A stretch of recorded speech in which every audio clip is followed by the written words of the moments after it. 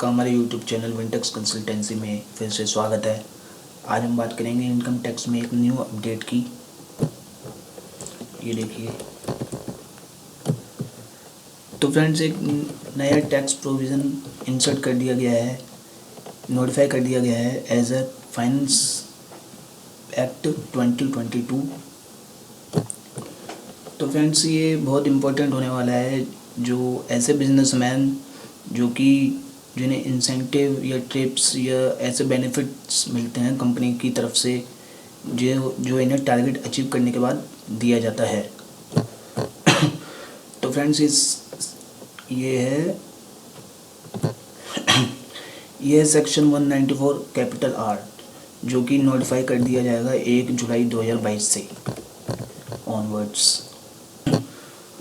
तो फ्रेंड्स ये पढ़ते हैं कि सेक्शन 194 कैपिटल आर कहता क्या है।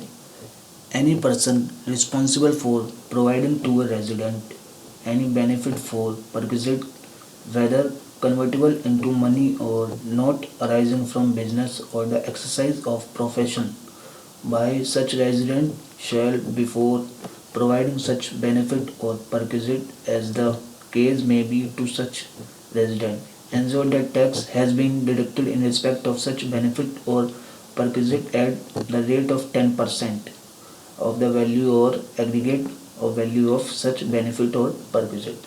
तो फ्रेंड्स देखिए, तो फ्रेंड्स इसे सिंपल वर्ड्स में समझे तो जैसे कोई डीलर है कोई कंपनी का, अगर वो कंपनी उसे डीलर को टारगेट देती है कि आपको ये 1000 टारगेट दिया है कि आपको ये 1000 एक महीने में सेल करनी है, तो उसके बाद सेल करने के बाद 1000 के बाद जो उसे बेनिफिट मिलेगा,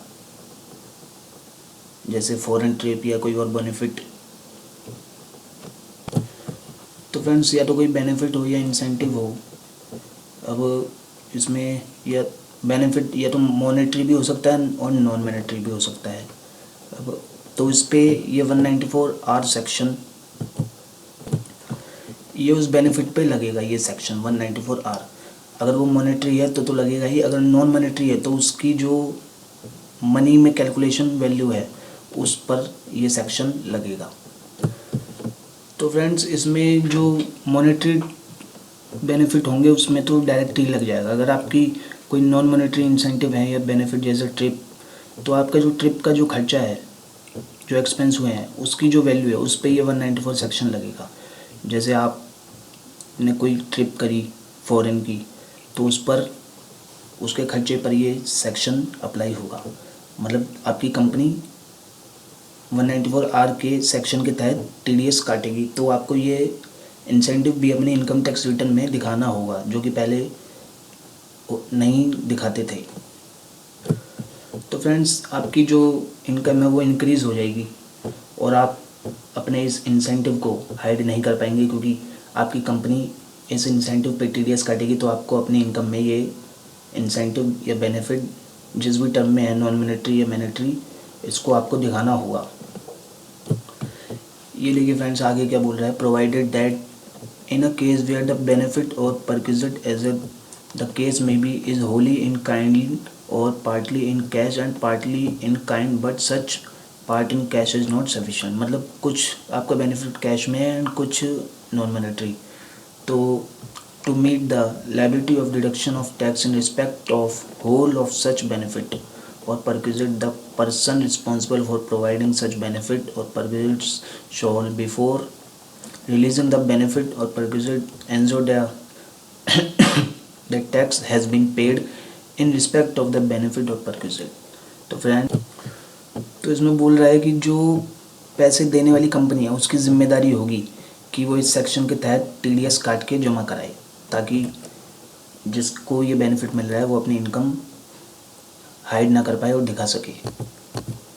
and provided further that the provisions of this section shall not apply in case of resident where the value और aggregate of value of the benefit और परक्विजिट प्रोवाइडेड और likely to be provided to such resident during the financial year does not exceed 20,000 rupees. तो friends इसमें बोल रहा है अगर आपको जो इंसेंटिव बेनिफिट या जो भी परक्विजिट आपको मिला है वो अगर 20,000 से कम होगा तो आपको ये सेक्शन यानी कि आपको ये सेक्शन अप्लाई नहीं होगा, आपका TDS नहीं कटेगा।